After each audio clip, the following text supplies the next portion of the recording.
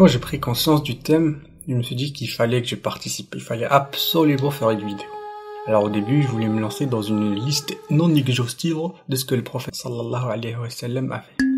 Mais en réfléchissant à deux fois, je me suis dit que tout le monde pouvait utiliser Google et Wikipédia, les chewing-gums et les chocolats, pour faire ce genre de vidéo. Alors, j'ai fermé mes yeux, je me suis concentré.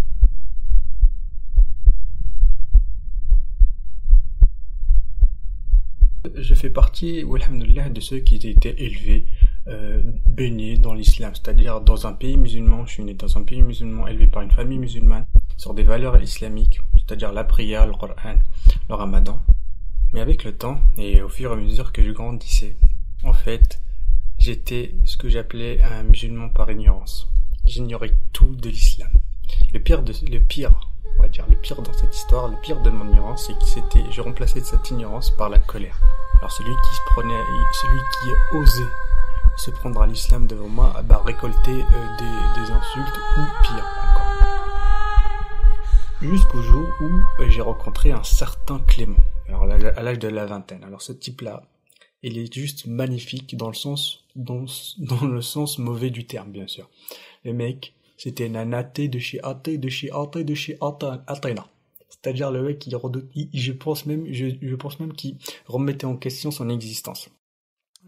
Un jour, on était comme ça entre potes et il m'a posé une question basique sur l'islam et j'étais incapable, même vraiment incapable de lui répondre. C'était une question tellement simple, il m'avait surpris, il m'avait pris de court et je savais même pas comment répondre. Et lui, il commençait à déblatérer des bêtises sur l'islam et j'étais incapable de lui répondre. Ça m'avait...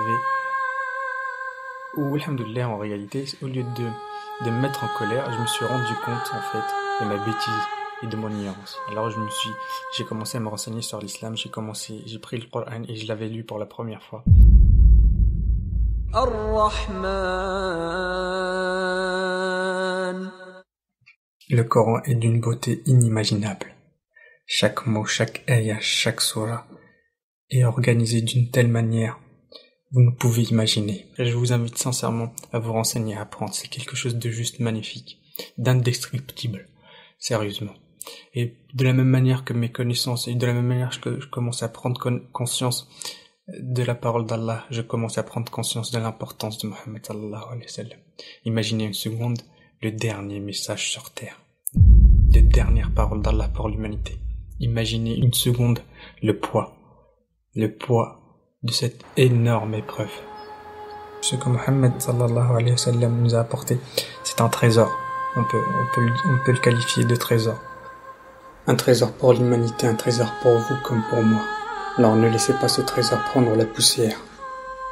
Barakallahu fikum.